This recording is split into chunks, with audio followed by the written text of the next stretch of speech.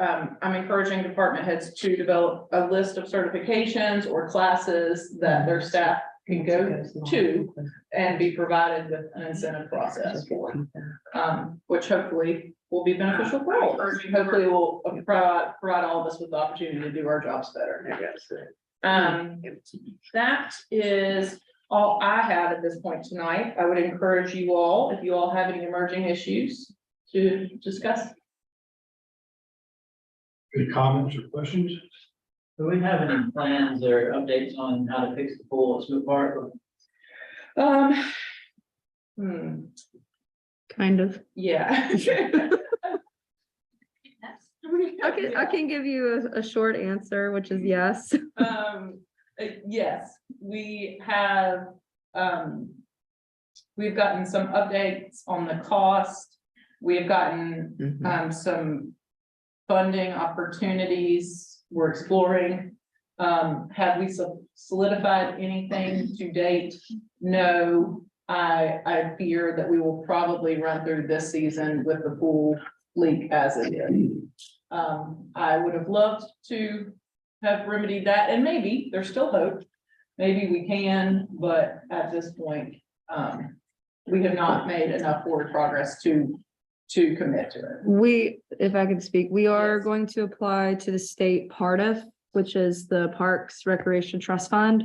You can use it for repairs. It is a 50-50 match, which means the pool's gonna cost over $500,000 to repair. Whatever we ask the state, we gotta put in, so we may be discussing this at budget. Nelson's gonna have a few asks for you this year. And that may be one of them, unless we can find alternative funding. Which we are exploring. Yes, Is there any chance the county might donate to that since it's the only public pool in the county? I can explore that option for sure.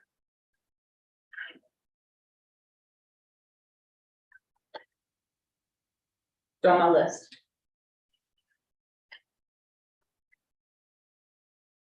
No, we mentioned looking for grant money to take water and sewer to that top lot at the industrial park. Is there anything on that? We have so David Poor has recently provided me with some cost estimates for reaching a potential building for the industrial park. And one of those cost estimates would run the creek up to the top of the industrial park. As far as, I'm also exploring options for developing a buildable area map for the industrial park where we can,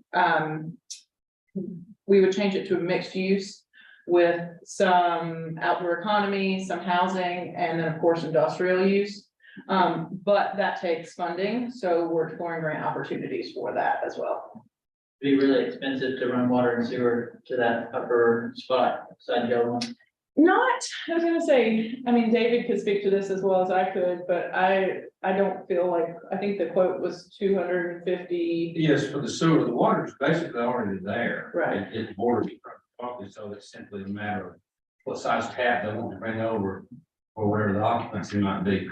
The sewer numbers, I think it was 254,000 or something like that. If we run up the creek and that opens up an area of about 52 acres, I think. Yeah, So And- we would be reaching that site and others as well. The And- other option to sewer was just to extend out from Gelwood. And that was 900 and some feet of sewer, and it was 120 or 30,000 dollars.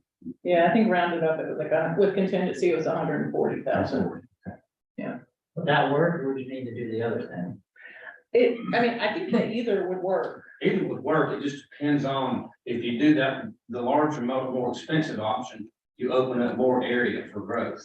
Right, that could hook to the sewer line, if you just want to hit that one area adjacent to the street at Gelman for now.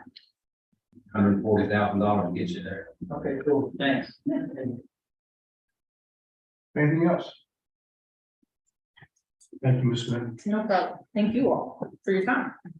We'll hear about the Davenport financial report right after we hear from Mrs. Detch regarding the request for closure of Rainbow Street alleyway.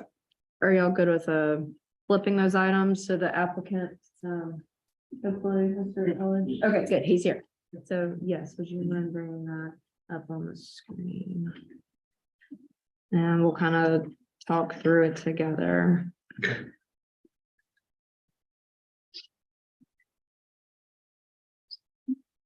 Yeah, there, long agenda.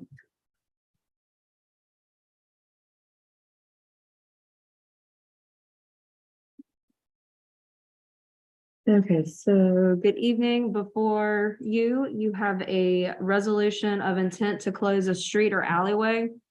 The state statutes do allow a municipality to essentially, it's the pleasure of the board to close an alleyway or any unopened right of way within our town limits as well as our ETJ. So this property actually is in our ETJ. And Mr. Elledge is here too, if you have questions. Essentially as to why they are wishing to close it. Site plan's not in there. There it is. Okay, so this is up 18 off of Sparta Road, Gilworth Brooks.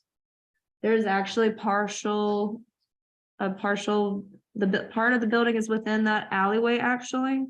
So it's in our best interest to facilitate this with them. We've also included NCDOT correspondence with the property owners. They are not taking responsibility for this road. County does not maintain roads. It is not a town road. It was a platted property, which is also included in your packet from like the 1920s. Future growth, future development of land and lots, much like we see with our Trogdon's map, and essentially was never developed. So you've got an open right of way that's not being used. So at this time, Mr. Elledge would like to close this, I believe, to bring, are y'all trying to sell the one property and they're having issues with it being half on their property and a fourth on a right of way? And what the process is for closing an alleyway is we have to advertise it 4 consecutive weeks in the newspaper. We have to certify mail all the property owners because they essentially get a piece of this. It adds to their taxes because they get more land. And then also, you're closing a potential street. So we have to talk about access, how that's going to affect adjacent property owners. And at this time, I believe there's only one property owner that may be potentially impacted by this, which is the Waddles, which I will reach out to after we find out your decision. Okay. And then if you've got any questions for Mr. Elledge, he is here too. Ask him to come just in case, since this is a little unusual, since you typically have been only closing them in town limits. But we are allowed to facilitate this for them. So. Any questions for Mr. Elledge or Mrs. Dutch? I drove up there earlier to look at it. I can't see any reason why you would do it. I mean, it's basically out through a little field there, Mhm. and there would be no benefit to keeping that the way it is. Right. No one has anything else. I need a motion to approve the resolution, please. Thank you, Mr. Hall. Thank you, Mr. Church. All those in favor, please raise your right hand and say aye. Aye. Opposed, motion carries. And then, Mrs. Etchell, we'll have a public hearing on March 7th. 7th. Yes. We have to post signs on the on the alleyway, actually. We have to do certified mail to all the property owners to make sure that they receive notice that this is happening. And then we also run an ad in the paper 4 weeks in a row in our legal section. So it is an expensive process because of the advertisement with the newspaper and the certified mail. So. Anybody have any questions for Mrs. Dutch? Okay. We'll move on then to Davenport financial report. I would like to introduce Mitch from Davenport Public Finance. He's going to take the floor and present some investment information to you all. And hopefully provide some good content, and you all may have some thought-provoking questions. Great, well, good evening. Can y'all hear me okay from here, or is there somewhere else you prefer? Okay, well, great, well, I'll just go from right here, if that's okay. Again, Mitch Pagulio with Davenport and Company. We've served as the town's financial advisor for a number of years. I know spoken to many of you all before, but I should probably hand down my book, shouldn't I? Sorry. I just realized. And do you want us to run your PowerPoint for you? That would be great if Okay. you don't mind. Thank you.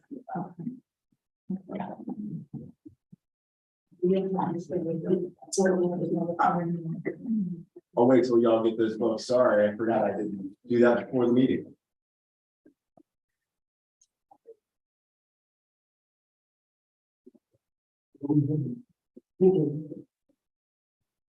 So yeah, I think the PowerPoint is up and there are page numbers in the bottom right corner that I'll reference along the way.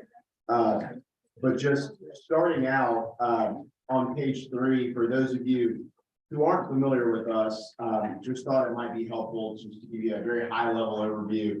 As I said, we've been the town's financial advisor for a number of years.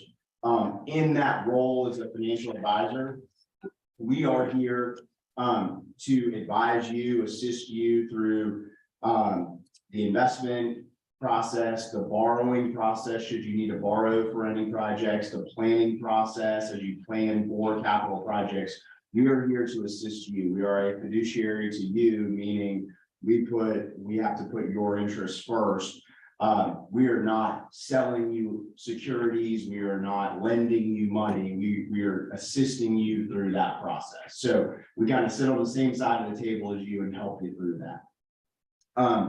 We provide a number of services, a number that we've provided to you all over the years. You can see those on page 3 and 4. But most notably, we helped you with the initial investment, planning for investment of the hospital funds, and then have assisted with some capital planning work along the way in prior years. And I think in talking with Ms. Minton, that's what kind of wanted to cover this evening was revisiting the hospital lease investments, where that stands currently, and opportunities and considerations for planning for further investments moving forward. And I think that leads into a discussion on capital planning, and those two are kind of related as you see some greater investment earnings, investment potential from those hospital lease proceeds. Are there some opportunities to help jumpstart some of these capital projects that you'd like to consider? And certainly, I know Mr. Palmer, you brought up a couple of those capital projects this evening. The idea is, is there a way to help leverage some of the additional investment earnings from the hospital portfolio to help jumpstart some of those capital projects? So starting out on page 6, just a little bit of background on the hospital lease payment. Essentially, you all received $15 million in cash upfront for the lease of the hospital. And that would be a 30-year lease that payment came for. You received some annual funding that is spoken for in the operating budget, and you received the upfront $15 million. It can be a little misleading, and I know, Connie, we learned this over time, was you get the $15 million up front, but from an accounting perspective, from a governmental accounting perspective, you don't realize those dollars until the full term of the lease. So one of the things that is important is you cannot spend that the full $15 million without risking a negative impact on your fund balance. So one of the things we need to keep in mind when investing in hospital funds and determining if you ever want to spend those hospital funds is how much of those funds are available to be spent. And if you look at the right-hand side of page 6, where under the audit basis, that's what we're really showing, is how much of the $15 million has been realized to date. So for example, as of June 30th, 2022, there's been $3.5 million of those upfront hospital payment realized. So if you wanted to spend any of those dollars, you could spend up to $3.5 million without having a negative impact on your audit. Just think that's important consideration. These aren't, while it looks like you received the full $15 million on a cash basis in your bank account, you have the 15 million, but from a financial audit perspective, you can't necessarily spend all of it. So that was an important consideration when thinking about the hospital lease investment initially, because at that time we knew there was really no ability to spend the full $15 million over the term of the investment that we were looking at, which ultimately was determined to invest over a 10-year period of time.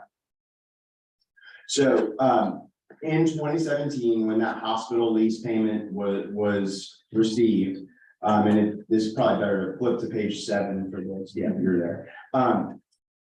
We looked at a number of different investment strategies. Ultimately, you all determined to invest in what we call a laddered portfolio of securities, meaning you bought U.S. Treasury and U.S. agency investments going out 10 years. And you had about roughly $1 million maturing every year for the first 9 to 10 years. And then you had a big chunk maturing in the last 2 years because those dollars weren't expected to be needed until the very end of the process. So ultimately, of the 15 million, 10 million was invested in securities and 5 million was held remaining in what we call liquidity, or a cash balance, meaning if you needed to access those dollars, you could access them. When the investment was made, you all received interest rates ranging from about 2% to about 2.8%, and that locked in annual investment earnings of a little over $200,000.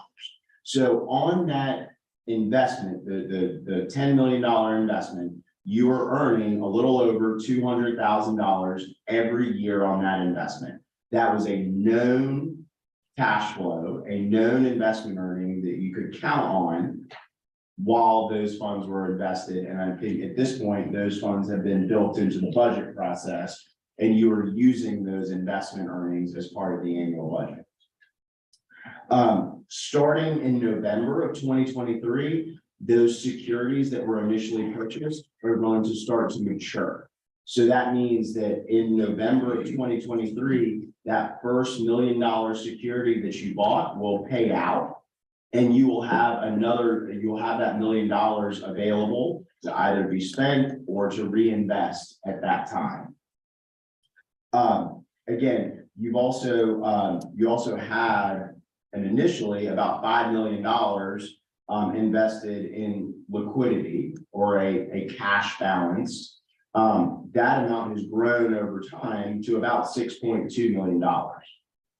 So between the investments that you have in securities and the cash balances that you have invested, there's about $16.3 million of these hospital funds remaining. 16.3. And in the current investment environment, there may be some opportunities, given where rates are, there may be some opportunities to think about deploying or investing some of that $6.3 million that's in that cash balance, investing that in some higher yielding, lock in those rates if you choose to use.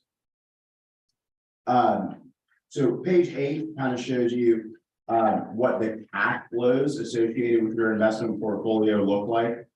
Columns B through D are the laddered portfolio. So that is these securities, the U.S. Treasury bonds and U.S. government agency bonds that you bought.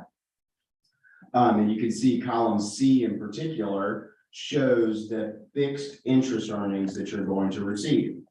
And as of June 30 in the fiscal year 2023, that's about $244,000. That's declining over time because your securities are maturing.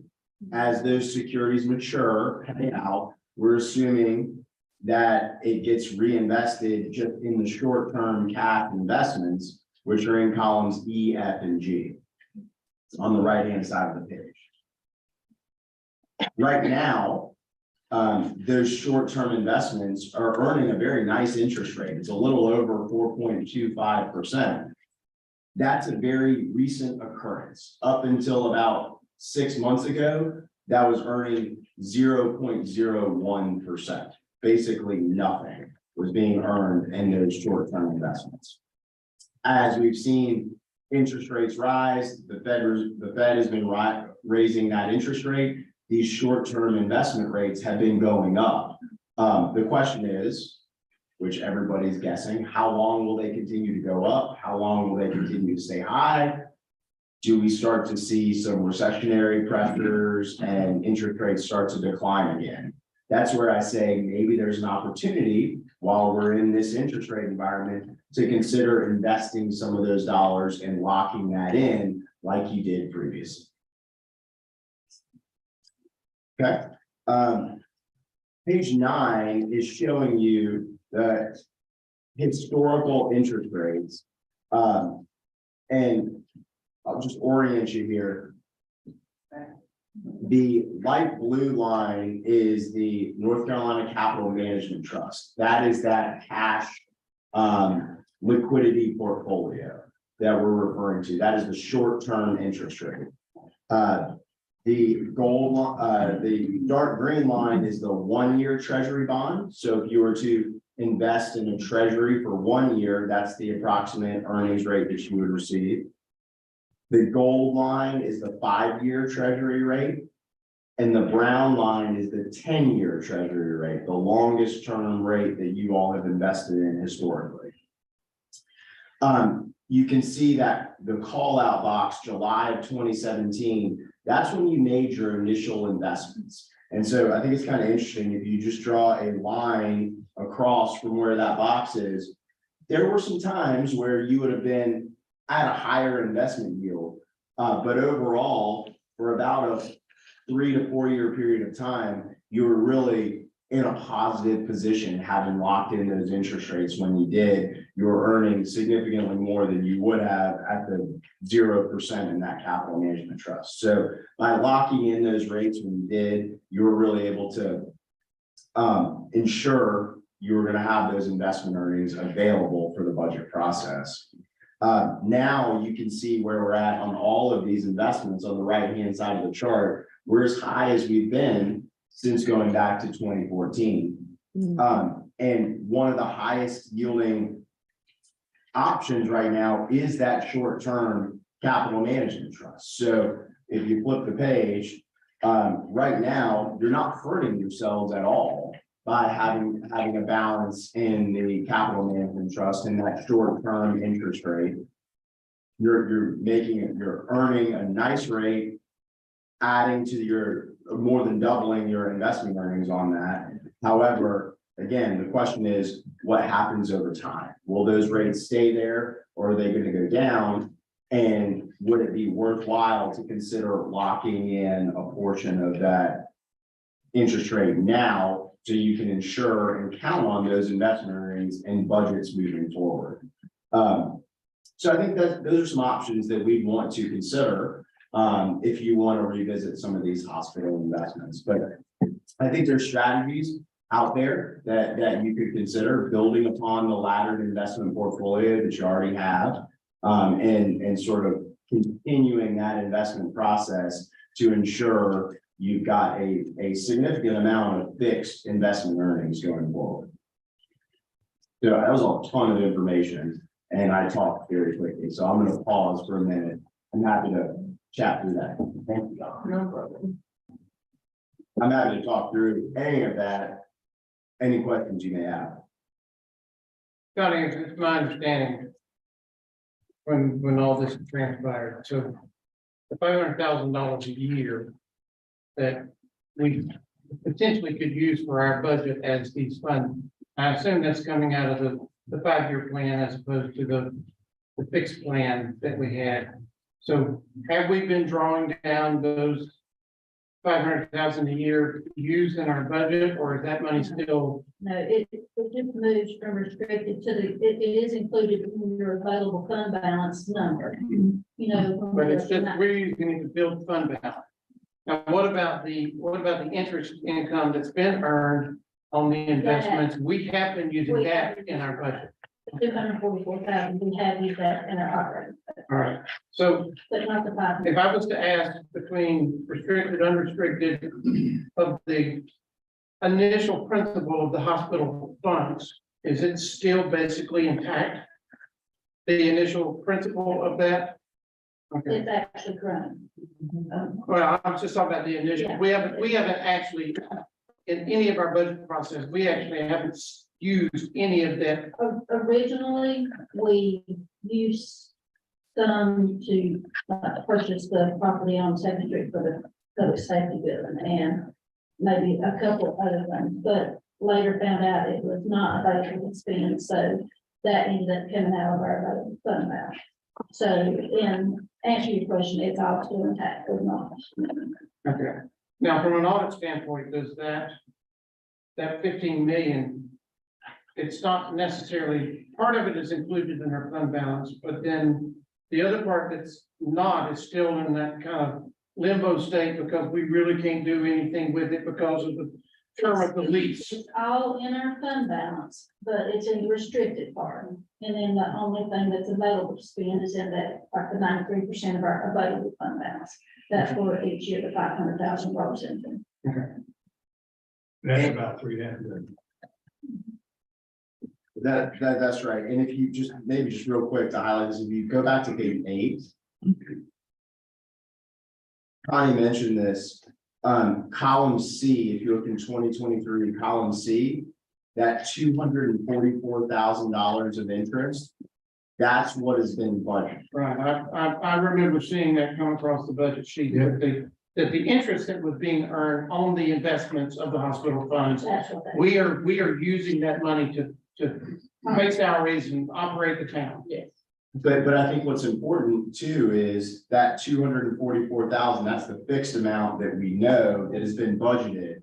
That the short-term investment is a variable interest rate, and so historically that hasn't been budgeted, particularly because it's been earning about 0%. Right, we've taken a bath the last few years on those some of those investments. But now, This year. if you look over in column G, at the current rate, that would generate about $268,000 of interest. So that's where I say you're gonna have, there's some opportunities with some additional interest rate or interest earnings that you haven't had in prior years. You've only budgeted the 244,000. There's another approximately 250,000 that will be available this year over and above that. So that's where some opportunities lie. So, But we also don't have some other revenues that we've had for the last couple. right, big revenue. Hey, it's good to see that. Yeah. So I'm sure you're going to get to it. You're going to tell us if we were to decide to reinvest some of these funds, you're going to tell us what the available amount of money that we could reinvest into higher yield funds is going to be, correct? We can certainly come up with that plan. This was just kind of an educational session this evening to give you an update to see if that was something you wanted to pursue. Which is why we're doing this now with plenty of time before budget season, so that we can make some of these decisions. Because we will have to budget a fee. Right. So the lease term with the hospital is 30 years, correct? Yeah. What's the total amount of money? Because I think in my mind I had the wrong number. 15 million. So On the- The On the- 15 on the is upfront. Yeah, But then we have a yearly leave that is used in our operating budget. And that is a usable amount of money that we get around the 1st of June or the end At of the end of June, June, it's $1 million and then it increases each year. like 2% or 2.5%. that's what I thought it was. In my mind, it was like, there's the 15 million up front, but then every year we get 500,000. We'll say, we'll get $1 million. Yeah, we'll get $1 million. Let's just say $1 million over the. Other 30. It's a little bit more each year than, it's 2% more each year. So at the end of it, what is it gonna be like? 45. 48 million or something? 45. Yeah. Okay. Yeah, the 30 million was originally kind of thought that we could have hands on that, but general standard county practices said, no, because it's tied to a lease to a lease term. You can't look at it like that. So that's the reason why we have restricted and unrestricted. It's more of an accounting thing, but that's just the way it is, because you can't just. It's our money, we got it in the bank. We have, but we didn't have 15 million to go out and buy beer and cigarettes with. So, you know, No, but out of that upfront payment, we get 500,000 a year. Yeah, you realize the 500,000 a year for that right now. We've already got the 15 million, but each year 500,000 moves from restricted fund balance to available fund. And were you saying we haven't spent any of the principal on that, just the interest? Plus, he's also saying that the investments have accrued value to the point that the original 15 million, if I'm correct, is now worth 16 something. 0.2, that's right. Yeah, so the initial 15 million investment that the hospital realized in that upfront payment, you know, we've now gained $1.3 million on it. I'm having to go back and get everything into perspective because it's pretty confusing. We do budget that $466,000 each year of that amount from the hospital, but we have not spent it. It has actually rolled over into the available fund balance. And each year we have increased our fund balance. And so it has been budgeted each year. It's It just just hasn't what's, been spent. it's just what's enabled us to build that fund balance. It's not. Through all the different investments, because I'm not sure exactly what we have, are these like things that there's certain terms on these things that we bought? Yeah, that's right. So when the original investment was done, you can see, if you want to see what securities you own, it's on page 7. When that original investment was done, you purchased 4 US Treasury bonds, Treasury notes, and 2 US government agencies. The Federal Home Loan Bank and Federal Farm Credit Bank securities. Each of those have different maturities, right? So you can see in column B, when those securities mature, the first maturity is coming up in November of 2023. So that's when your money, that's over. You can Right. invest that principal. That's right. And so the idea was, when this was first set up, it was a 10-year investment term, investment horizon. And 5 million of it was kept upfront in liquidity. And then we wanted to have $1 million available every year coming due, right? So when we invest these securities, we never want to have to sell them, because we don't want to. When you buy the investment, it's subject to market fluctuation. So we could invest $1 million and buy $1 million. But if we ever had to sell it, we would have to sell it at the market rate. And we could sell it for more than $1 million or less than $1 million. And we don't want to be in that position to have to sell it for less than $1 million.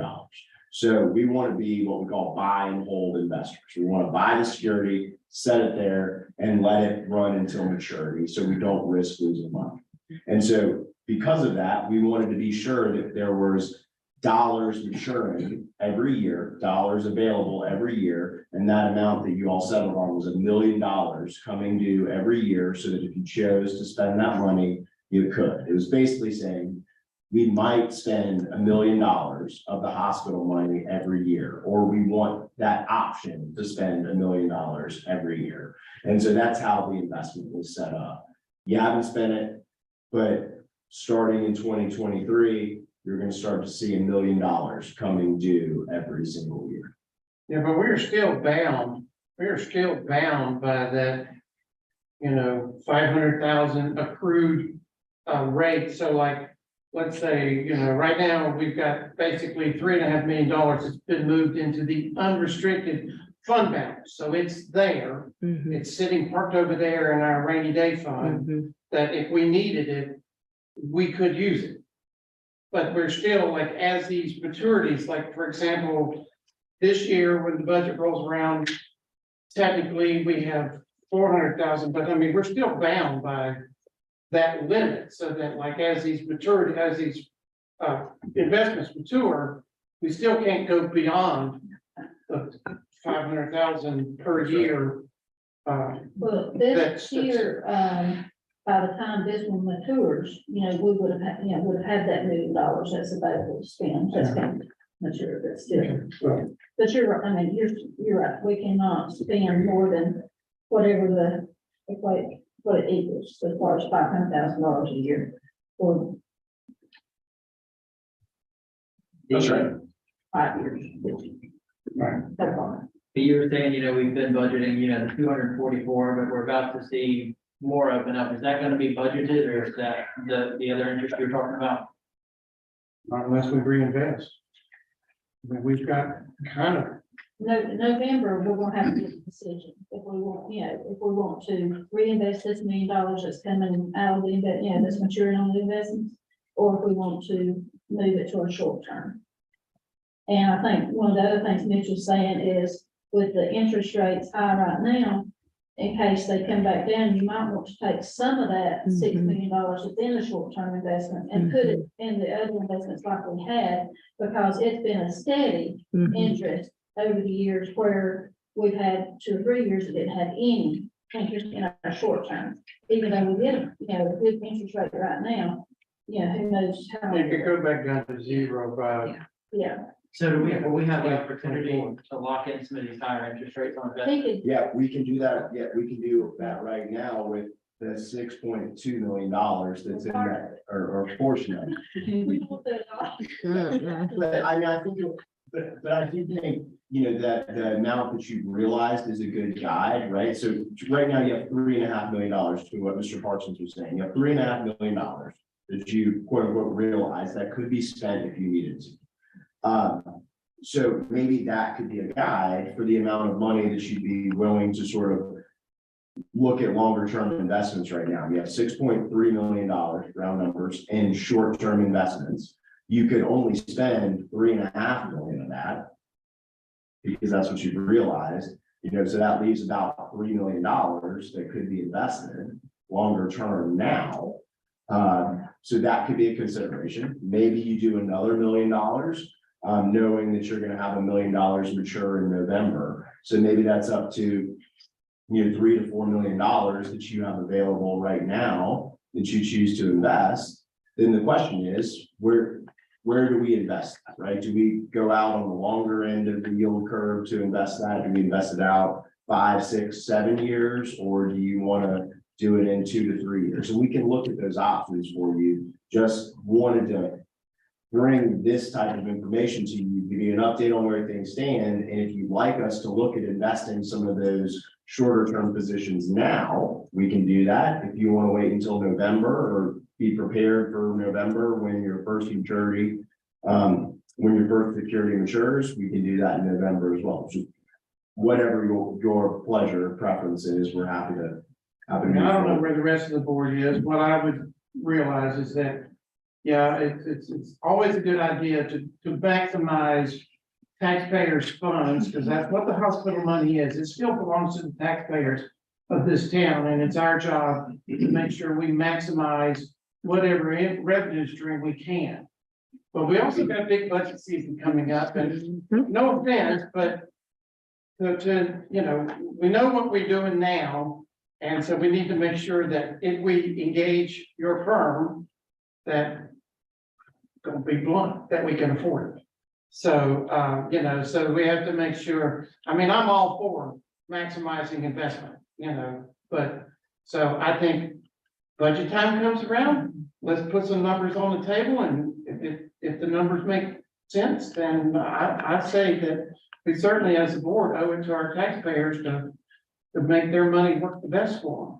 Which is moreover, why I'm bringing this to you now, we have I'm calling it our mini retreat, our 4-hour retreat on the 24th of February. So we can explore some of these ideas more then, and we can have, you know, a well-rounded conversation over it. And because these investments are so important to the future of the town, so that you guys can be armed with all the information you need to make good informed decisions. I mean, I love the fact that since 2017, we've earned $1.3 million on a $15 million investment, considering the economic climate that this country has gone through in the last 6 years. So, you know, kudos for putting us on those particular investments. So, you know, I'm certainly, as far as this seat, you know, I want to make sure we explore any avenue we have available to us. Mitch is also here to introduce the concept of conducting a CIP for us, which I think I'm not sure if that's your next topic or Yep. not. You nailed it. So that kind of idea is if there's any additional investment earnings, maybe that helps fund some capital, right? Because investment earnings aren't, while we may lock them in and know what they're gonna be for some fixed period of time, they can go away, right? So we can't count on those investment earnings necessarily into perpetuity, which is often means they're a good use to spend on capital projects, which are one-time expenditures. You don't have to spend them every single year. And so one of the things that we've talked with staff about and Ms. Fenton about is starting to plan for some capital projects and developing a longer-term plan as opposed to making decisions on a case-by-case basis on various capital projects, looking at more of a longer-term strategy for addressing some of the capital needs that you all have identified. And that goes for both the general fund and where these hospital investment funds are, as well as the utility funds. And so page 12 kind of outlines the process that we go through, or a process that we could go through for developing a capital plan, but everybody's different and there's no one size fits all for doing it. But most of the time, the strategy is to start with looking at your capital needs, looking at what, you know, in an ideal world, what do we want to do? What is that list of projects that we'd like to accomplish? And then at the same time, quantifying what your capacity and your affordability is to pay for those capital projects. Oftentimes, when we look at those two, you've got a much longer list of projects than you have capacity to pay for them. And so then that gets into a prioritization process, looking at different funding sources for the various projects. What is the preferred funding plan? Ultimately prioritizing projects to come up with a plan that you all are comfortable with that can ultimately be adopted as part of the 5-year plan and funded in year 1, right? So while it may be a 5-year plan, these are the projects that we want to accomplish over the next 5 years. You're really only committing to funding year 1 as part of the budget process. And this plan gets revisited annually. You know, year 4 of the plan, once you get to year 4, you may have different priorities than you had when you adopted it for the first time 5 years previously or 4 years previously. So things change, things evolve, you revisit it annually, but it's laying out a roadmap for funding capital projects that could be achieved if you choose to do so. So that's the idea. And again, maybe one of those sources would be some hospital earnings, although we know that some of those are already spoken for in the budget, and you have some other challenges with the ARPA money going away as well. You all, page 13 and 14 aren't really telling you a whole lot at this point because you don't have any debt outstanding, any tax supported debt outstanding. You have paid off all of your tax supported debt, which is a great position to be in. And so, you know, if you ever were to consider financing capital projects in the future, you're starting from a position of strength that you have no tax supported debt outstanding.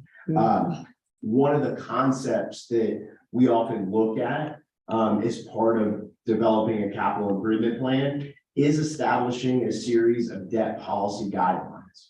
If you choose to use debt or financing as a tool to help fund some capital projects, having policies in place allows you to do it in a responsible fashion. Yes, we are borrowing money as part of the plan, but we're setting some guidelines and parameters for ourselves to make sure we're not borrowing too much money, that we're not getting too far ahead of ourselves in the borrowing process.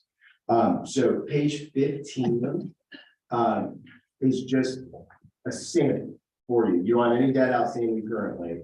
So we just said, look, if you were to use, if you were to borrow $5 million as part of a potential capital improvement plan, what would that look like on some key debt ratios, right? So one of the debt ratios we look at is debt to assessed value. Your tax supported debt is a percentage of your overall tax base. Typical policies range from 2 to 3% here. And so, you know, at $5 million on your current tax base, it would be right at 1% debt to assessed value. So that would be, you would have capacity to do that, and you would be well under any policy limit. You know, if you were to max out a 2% debt to assessed value policy, that would allow you to borrow up to about 9.75 million. So that kind of gives you a range on that one policy. That kind of gives you a range of what you could consider borrowing there. And then similarly, on the right-hand side of this page, debt service to expenditures. This is your annual debt service as a percentage of your overall budget. Typical policy ranges from 15 to 20% for this ratio. $5 million for you all, the debt service on that would be a little under 8% starting out of your budget. So you'd be well below that 15% low end of the policy range. If you were to maximize that 15%, it would be about 10.8 million of capacity, of borrowing capacity that you could do. So, you know, between these two, debt to assess value is the more limiting factor at about 9.75 million. That's what we refer to as debt capacity. And if you think about that, that's kind of like if you're getting ready to buy a house, you go to a mortgage company and they pre-qualify you for a mortgage up to $100,000. You're qualified for that. You have capacity to borrow $100,000 to go towards getting your mortgage. The question for us in that process, though, me in getting a mortgage is, can I make that monthly payment, right? You know, do I factor in, you know, my electric bills and my water bills and my, you know, car payments and all that. Do I have enough monthly cash flow to pay the payment associated with that $100,000 mortgage? And that's what we refer to as affordability, which is on that next page. Debt affordability. And so what we showed you here is just two samples that same $5 million borrowing. Columns A through E are what we call the traditional capital markets. This would be going to a bank and saying, we want to borrow $5 million over 20 years. That your first year's payment on that would be about $500,000. Okay, so that would be $500,000 that I've got to come up with to repay that $5 million loan. The value of a penny right now is about 45,000, give or take. So if you equate that to pennies on the tax rate, it's a little under 11 pennies on the tax rate. Now, there's other considerations so that it's not all borne by the tax rate. Similarly, columns F through J is an alternative borrowing approach, a USDA loan. This is a federal loan program that allows you to borrow the money over a longer period of time. It stretches it out, meaning it's a lower payment. In year one, it would be about $225,000, much lower than the $500,000, but it's outstanding for a longer period of time. So over time, you end up paying back over $2 million more in interest. That's the trade-off. Your longer loan maybe makes it more affordable in the earlier years, but it's outstanding longer. It costs you more interest over time. It's kind of a push and pull between those two approaches. Ultimately, if we look at debt as part of the CIP, that's the type of analysis that we would be looking at both of those approaches. Timing of the projects will impact the analysis. You know, some of those investment earnings, other grants, other resources that are available that can be pulled into the plan, paying cash for some projects versus borrowing for some projects. Those are all the elements that would ultimately go into developing a funding plan or capital and or CIP. But I think you all are ultimately starting from a position of strength. You've managed yourselves very well financially coming out of 2017. You built up a very healthy fund balance, which gives you a kickstart to funding a capital plan. And you paid off all of your debt, so you have no debt outstanding. So if you do choose to use debt as a tool to help fund some future capital projects, you have the capacity to do that. Then ultimately, the question becomes, can we come up with a plan that is affordable to fund the projects that you want to do? So that's kind of the idea behind developing the capital plan on the general fund side. And we would, could look at something very similar on the utility side as well. Now, our utilities, our enterprise fund is not debt free right now, though, is it? If you flip the page, I didn't even think so.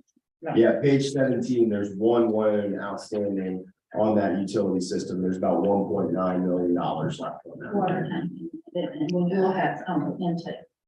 Whenever I just want to highlight the fact that you said 1 cent on our tax rate worth about $45,000, correct?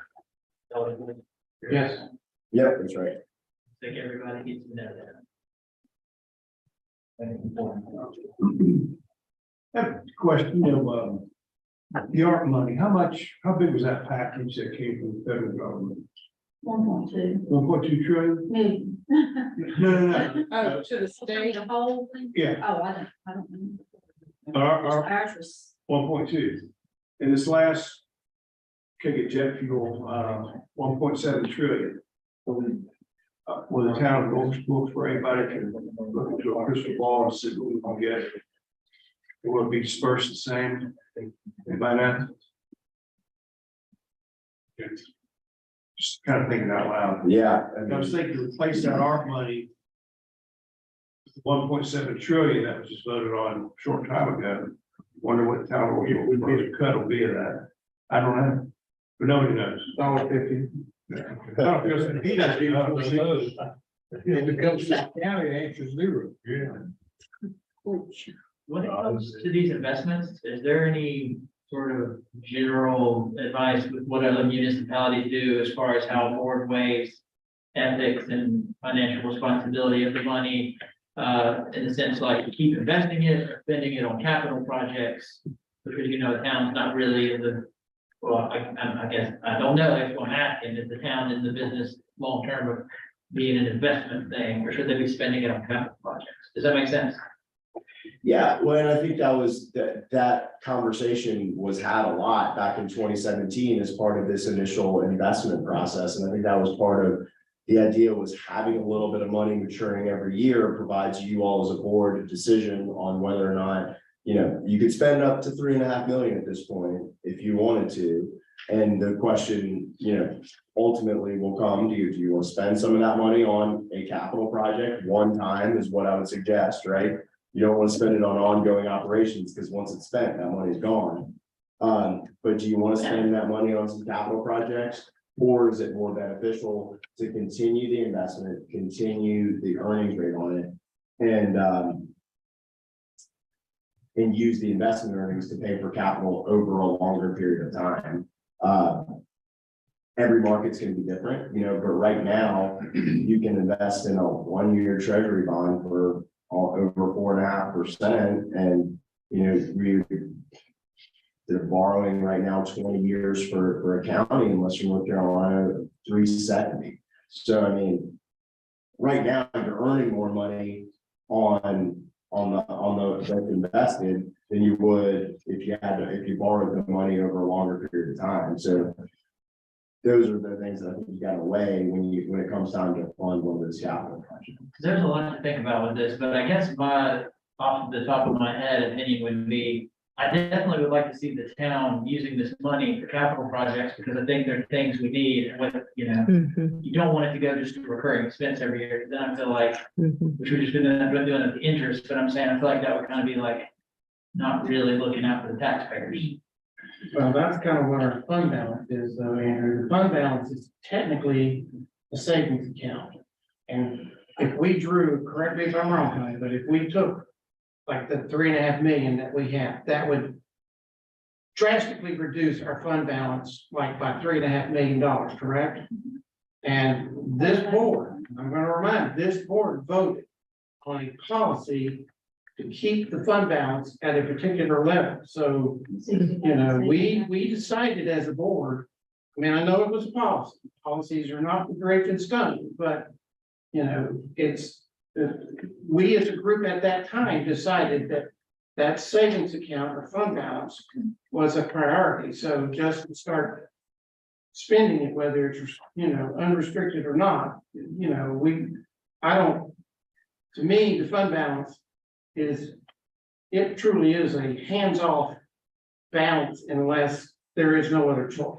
That's my philosophy. But I'm saying as we go forward and this money's freed up from our investment that could be spent, when we have the discussion of do we reinvest it or do we spend it on capital projects? Huh?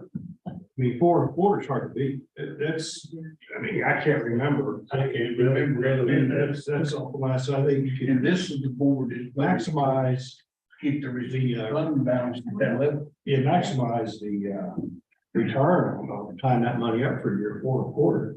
And I could see, I don't think it'd be unreasonable. I think it'd be very responsible to spend of that 3.5 million, maybe just $500,000 on a capital project.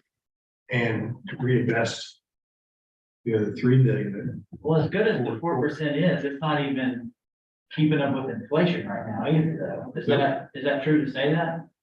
I mean, it hasn't over the last year, that's right. Yeah, so I mean, you gotta factor that too, particularly if a recession were to come and the cost of doing capital projects were to go down, you might wanna take advantage of that. We got a lot to think about. Yeah. Yes, I was gonna say this, I knew that this would be a lot of information, which is why we were trying to do it as early as we could in the budget process. That's good. We started our budget meeting. I'm gonna say, yeah, and so that, and also I felt like you all would probably be stewing on this and thinking on this and need to feed Mitch some questions back and forth moving forward, so, I wanna understand all the mechanics. yes. I wanna know exactly what we have, when the maturity dates are, Yes, I wanna understand it better. I think. We'll check and see if Mitch is available on the 24th.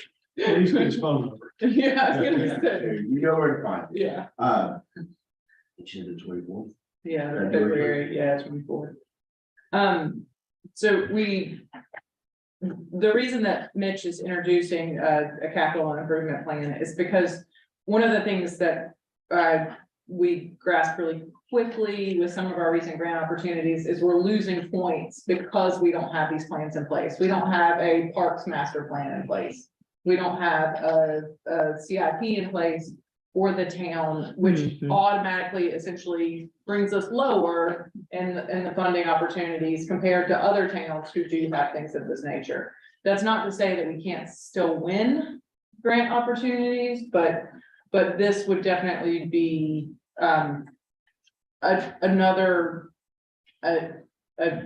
it would be a healthy process for us to engage in, especially moving forward, because you all have set such high standards and because you all have done such a good job of building a healthy fund balance.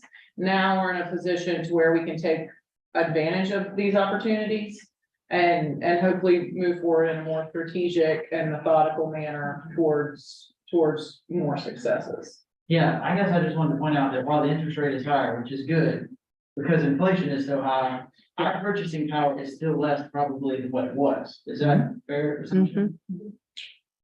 Yeah, I just wanted to make that clear. Okay.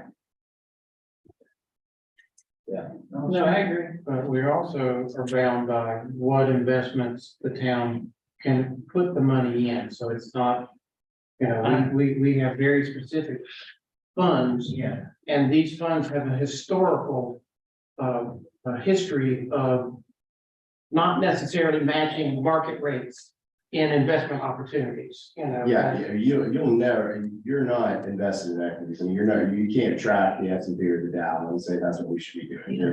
You're very limited in the investments that you can make, and governmental investments typically follow the prudent man's rule.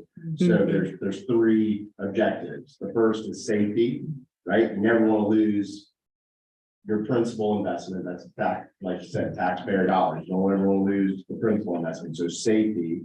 liquidity, if you need to access it, can you access it? And then yield, right? So that's the order of operations where we gotta make sure those first two, safety and liquidity, which when looking at US Treasury bonds, you kind of accomplish that. Then it's yield, what can we get in yields? So, you know, I guess all I'm saying is the town is in the business of investing in the community, protecting our money the way we did is smart, and moving forward as these things come to mature, we may need that money for capital projects, but I would argue is also an investment for the different kinds. And I'm gonna tell you the real conversation.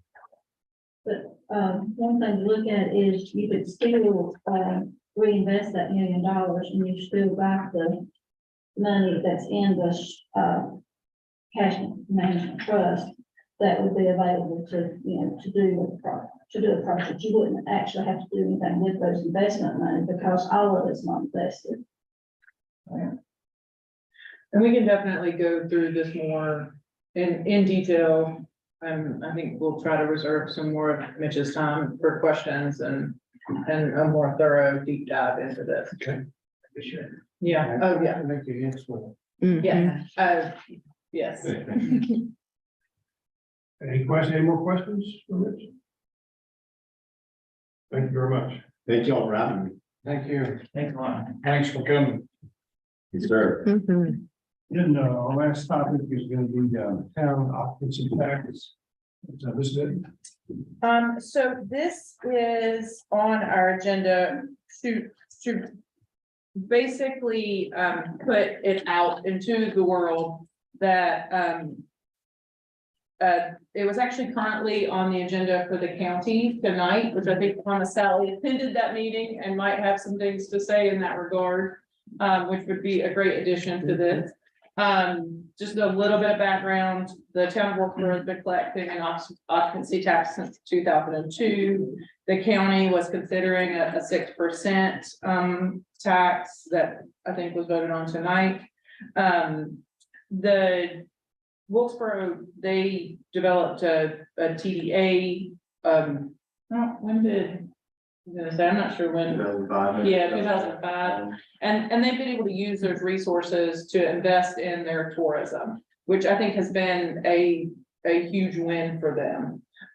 We have to have legislative authority to institute an occupancy tax, which means that we have to have a state representative get involved and put it through the state. But that being said, I just kind of wanted to open the floor to welcome, to better understand if you all are open to it. I think most of you are well aware of it just because of what's been happening on the county level for a while now.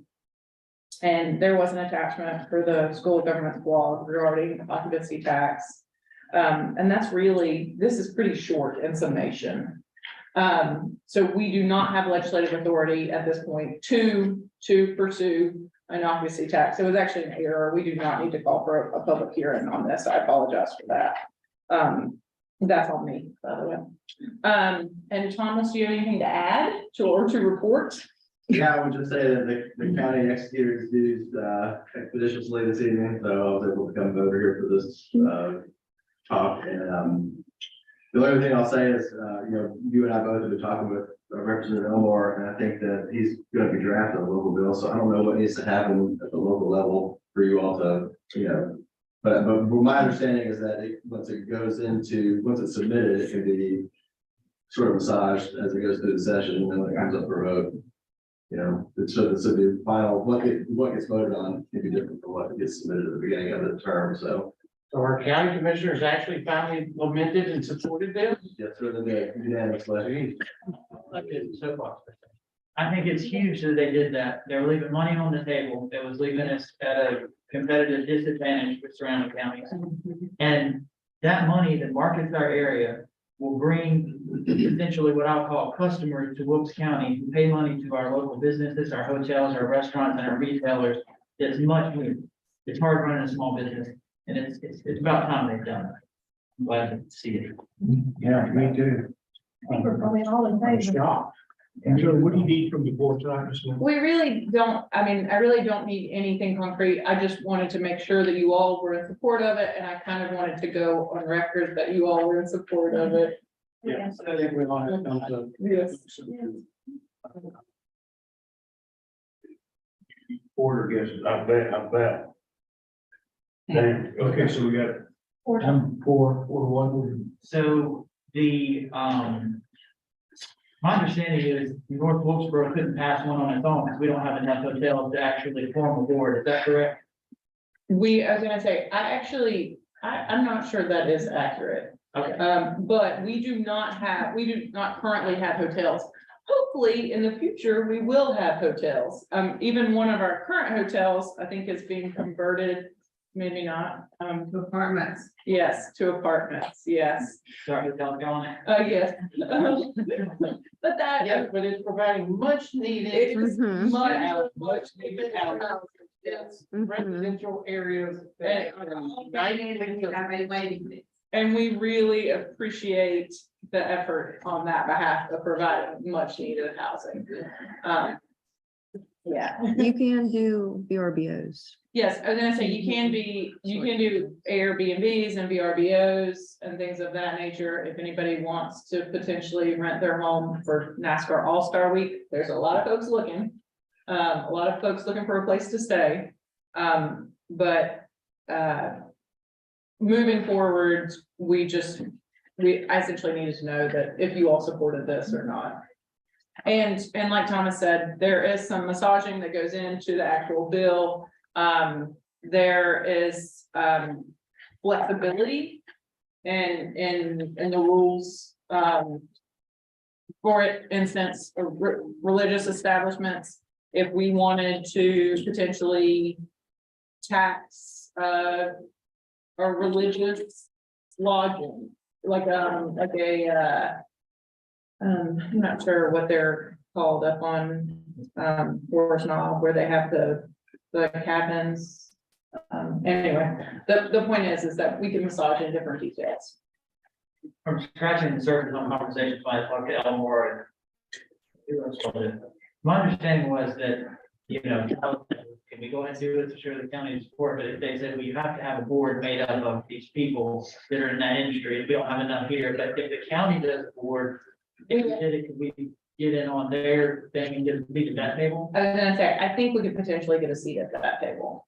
Yes. And what, are they gonna do with the one board with Wilkesboro, did they say, or should we do separate? So they appointed the board tonight.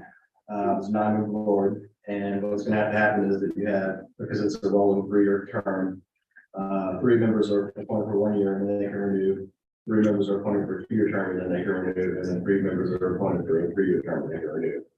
And one of those was Chairman Elmore, the county representative. So I don't know about, I would say, no, you couldn't add, now, ex officio may be possible, but I would say they've got their number, but I think for a local board, I don't know how many, we met with the Yankton TDA and they had two board members, so I mean, one of them was an insurance agent, so I mean.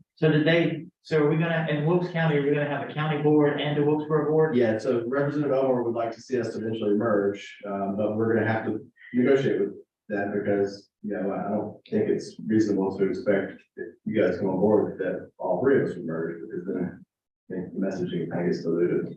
It's my personal opinion. So you think we shouldn't have one big board in the county?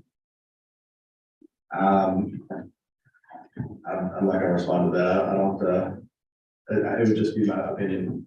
I think it is important to highlight the fact that these occupancy tax only fund tourism related projects. The funding for the tax doesn't just fund any capital project or anything of that nature. So, The 60, up to 100% marketing and up to 33%, it can be a tourism related project, correct? yeah, Mhm. yeah. The reason I'm asking these questions, because when we were at those meetings, that was one of the sticking points was the county was saying, well, we think we should have one board, or some were saying we should have, Wilkesboro should have their own board, and that board. I was just wondering if they sorted that out. Representative Elmore wants us to move towards one board, so that's something we're gonna have to engage with him on to determine how we move forward. For what it's worth, I'm speaking as a citizen, not necessarily commissioner, I think that our area as a whole would be wise to consolidate our efforts marketing at the top bill. It would be a lot simpler. We discussed this before, Thomas, in other meetings, that one board is the most efficient way to go. And I'm kind of surprised that Wilkesboro's gonna have one head of county. That's the way because the county, this was already written and approved into law. It was already done, so all they had to do was just vote it in, so it was the quickest. If it is, right. To get it done, otherwise they would have to go back and submit to the General Assembly and we'd have to wait on, you know, a vote at the state level before we could. Does that make sense? Yeah. I was just going, get left out and going. I did too. I see on the horizon too. Well, at this point, we don't have hotels, so it's one of those things where, you know, that is a barrier for us. So, but is the funding appropriated by, just like sales tax is, you know, sales tax is appropriated based on population size, so. And tourism dollars are going to be appropriated based on where the actual, income is being produced from, and if that's the case, then we're, again, you know. We get Wilkes County and Wilkesboro promoted, and there we sit with it on our hands.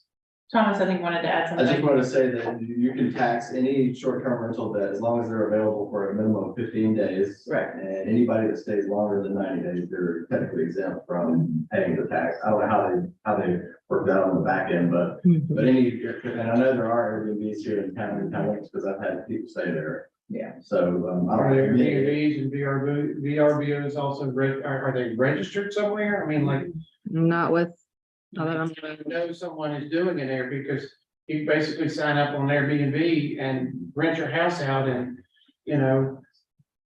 If I did that and I'm not reporting it to the town, I mean, how am I, Yeah, you stay below the radar. who do I, you know, again, it's just. Yeah, I also saw that if somebody's not paying their taxes, you have to sue them to try to get them back. Is that correct, Thomas? Well, compliance is a part of the TDA's, you know, purview. So whether it be now the town would be the collecting entity, and they would remit the tax to the TDA. But yes, compliance is there's an issue that you have to address, and it's just, you know, the root word between. Yeah, I guess my point is, from people outside of here, you know, if we market North Wilkesboro, they may end up on Main Street, Wilkesboro, and think they're North Wilkesboro, and I don't say that to be disrespectful, that's just. I feel like a win for the county, a win for Wilkesboro is a win for us in Yes. some ways. And I think from this perspective, it is healthy to look at it that way. It is. I think it was a positive step forward for the county tonight. I think Wilkesboro has taken a positive step forward in the past. And I'm hopeful that moving forward, we're all gonna benefit from these wins. Ooh, I think you're right. I think that, you know, rising tide, this all ships. Yep. And the towns are right next to each other. And also all the money has to be spent on tourism. It's not like it's we have on the second coming. But I think it'll help. But remains to be seen on a lot of these matters. But if North Wilkesboro is not gonna be at a seat or at the table, and I can understand their point of view, they're raising money, they don't want to spend it on North Wilkesboro. Yeah. Then if that's the case, then we need to make sure that we are thinking about, can we have a marketing budget here, what can we do? Because without advertising who you are, then you're a business, it's not gonna go well. And we need to be really smart about it. I've said this, bad marketing can actually hurt you. I think I said earlier that I felt like we will have a seat at the table. While we do not currently, I envision us at some point in the future. I mean, it's one of those things where I think we're growing, I think we're well, changing. the outdoor economies, so I'm gonna interject, building outdoor economies that we're working on is a collaborative effort, and we'll bring to you another MOU in the near future. It goes back to the rising tide raises all ships, like we're all working together. A tourist isn't gonna know the difference between the two towns, they're gonna come because they're excited to be in our community. So, Yep. So I guess my only other idea I had is if we didn't have money actually coming in from hotels, we have a marketing budget we currently do. I'm not saying this is smart or we should do it, it's just a possibility. Maybe you could buy your seat at the table and say, well, So we'll move you guys, our marketing budget, to be a part of this. I'm not saying that's wise for the town to do it, I'm just saying it's. Possibility. There's also been a thread, going on that I've been paying a lot of attention to, where there's an incentive program to attract a hotel. An incentive program focused on hotel attraction. So I've been looking at that a fair amount. It's been a growing thread on the, I think it's actually ASU's alumni association that's been sending thread after ad. And I have been paying a fair amount of attention to it, just for future thought, so. Okay. But just an aside. Just have a mayor. Oh, Just quickly, you cannot use occupancy tax dollars for the construction of a hotel or. Right. hotel infrastructure, Yeah. right? Marking. Correct. And even the infrastructure part, it can't be for a hotel. Thanks for coming tonight, man. Good to see you. yeah, Well, I can make. I appreciate you being here to Thanks. assist on this. Thanks for all the hard work you do for our community, because you're doing a good job. Likewise, thank Yeah, you. really. Thomas does a really phenomenal job of plugging us every time he has an opportunity as well. Appreciate it. I will say, he's very kind to plug us when he has an opportunity, in a magazine or an internet hit or multiple things. And he emails me grant opportunities for the town that I've been to Meredith. And- Yeah, I was gonna say, and he emailed them to me too, so I go, yes. Yeah.